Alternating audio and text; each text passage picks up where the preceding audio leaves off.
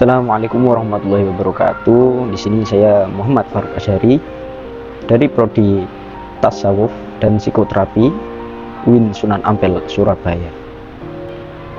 Di sini kita akan membahas tentang pesantren dan rehabilitasi dengan zikir tarikat. Nah, langsung saja untuk yang pertama, yaitu tentang pondok pesantren. Pondok pesantren adalah lembaga agama Islam. Nah, yang di dalamnya sistemnya itu adalah tradisional atau kesederhanaan.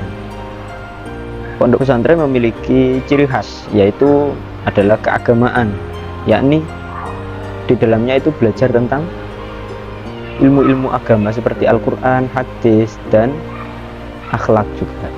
Ciri yang kedua adalah kiai, yaitu panutan bagi para santri yang ada pada pondok tersebut.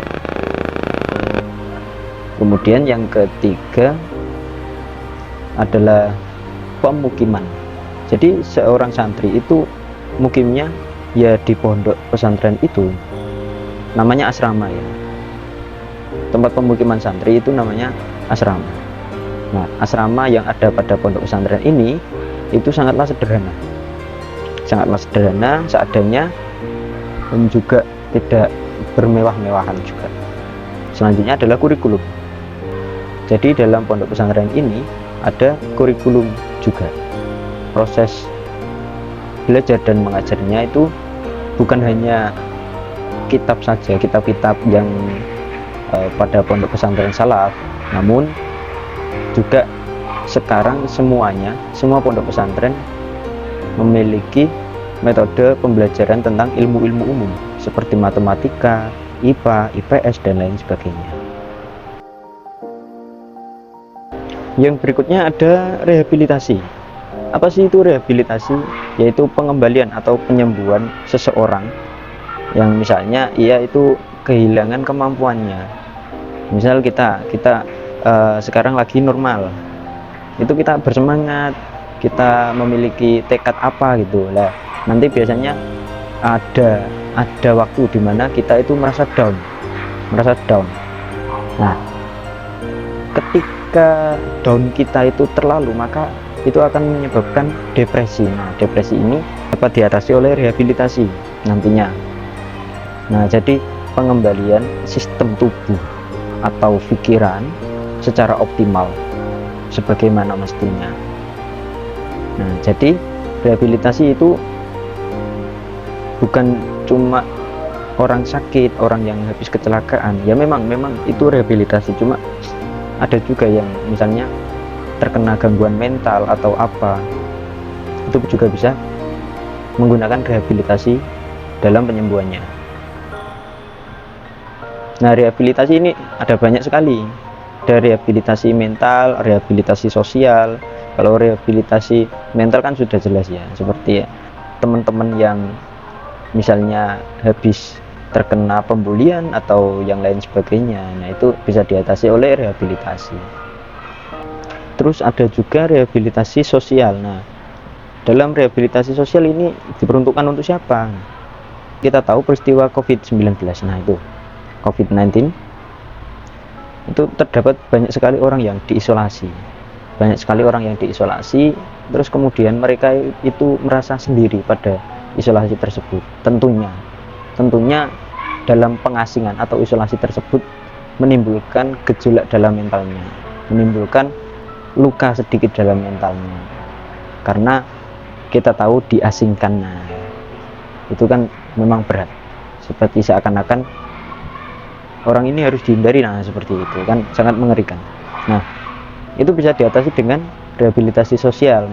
Maksudnya sosialnya itu adalah ketika mereka itu kembali setelah menjalani isolasi, mereka kembali kepada masyarakat, dan untuk pengembalian antara orang tersebut dengan masyarakat setempat. Nah, itu memerlukan rehabilitasi sosial, karena untuk masyarakat setempat juga tidak serta-merta langsung akrab seperti dulunya. Tetap ada, oh orang ini habis diisolasi, orang ini habis terkena COVID, dan lain sebagainya. Nah, itu dibangun lagi dengan menggunakan metode rehabilitasi.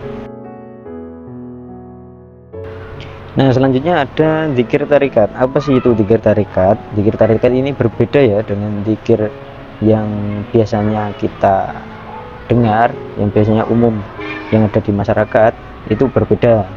Nah, zikir adalah pengulangan kata, kalimat tauhid, seperti itu. Itu singkatnya. Kalau yang tarikat ini juga sama, pengulangan kalimat tauhid juga. Kalimat-kalimat tauhid atau sholawat atau lainnya. Namun yang ada perbedaan dalam zikir biasa dengan zikir tarikat. Nah, itu kalau zikir biasa itu kita serta-merta, kita mau zikir apa itu bebas, tidak ada ketentuan. Tapi kalau zikir tarikat terdapat ijazah atau sanad ilmu yang diberikan dari mursyid kepada murid. Ya, adanya di thariqah ya, di thariqah. Jadi bukan hanya kita seperti melihat di YouTube ada mengamalkan zikir ini. Nah, itu zikir biasa. Tapi kalau zikir tarikat itu harus butuh sanad ilmu juga ijazah zikir itu. Nah, biasanya dalam tarikat itu ketika pengamalan zikirnya terdapat ciri khas juga, seperti gerakan atau pengaturan nafas. Seperti ada gerakan-gerakan misalnya dengan kepala menggeleng atau ke depan belakang atau seperti tahlil yang gini-gini itu. Nah, itu terdapat sendiri-sendiri. Ada yang tepuk tangan juga ada dan lain sebagainya. Tujuan dari zikir tarikat tersebut adalah memperdekatkan diri kepada Allah Subhanahu wa taala, juga menguatkan iman dan takwa kita kepada Allah Subhanahu wa taala, yang nantinya dalam kehidupan kita itu nanti akan merasa lebih tenang, lebih minim sekali kecemasan, kekhawatiran dan lain sebagainya. Itu akan berkurang. Jadi hidup kita bisa lebih tenang, lebih enjoy dalam menjalani segala apapun. Untuk yang selanjutnya kita menuju pada topik utama kita, yaitu rehabilitasi dengan zikir tarikat yang ada dalam pondok pesantren. Nah, rehabilitasi zikir tarikat ini untuk menyembuhkan seseorang yang semisalnya kecanduan narkoba ya. Itu bisa disembuhkan dengan menggunakan rehabilitasi zikir tarikat. Nah, metode ini itu enggak cuma satu, tapi banyak sekali. Seperti zikir yang dibimbing langsung oleh mursyid atau guru spiritual. Jadi langsung dibimbing oleh guru spiritual. Terus ada lagi yang namanya riyadhah. Nah, riyadhah ini nanti kita disuruh puasa, kita disuruh mengamalkan apa seperti itu. Dan masih banyak lagi metode yang lainnya. Untuk rehabilitasi dengan zikir tarikat yang ada dalam pondok pesantren ini, enggak semua pondok pesantren ada metode rehabilitasi zikir tarikat ini. Hanya beberapa pondok pesantren yang ada di Indonesia, terutama yang terkenal itu ada yang di Suralaya, Tasikmalaya. Nah, itu ada, bahkan di sana itu dikenal oleh masyarakat setempat paling ampuh untuk mengatasi orang-orang yang kecanduan narkoba dan lain sebagainya. Oke, untuk kesimpulan pada pembahasan kita kali ini adalah rehabilitasi dengan zikir tarikat ini dapat menjadi penyembuhan holistik yang dapat diterapkan pada semua pondok pesantren. Nggak harus dari orang yang kecanduan narkoba, namun banyak sekali seperti yang merasa kurang nyaman di pondok atau yang lain sebagainya. Itu bisa diterapkan rehabilitasi dengan zikir tarikat juga, atau rehabilitasi yang lainnya. Nah, mungkin cukup itu saja dari kami. Kurang lebihnya saya mohon maaf. Wabillahi taufiq wal hidayah. Wassalamualaikum warahmatullahi wabarakatuh.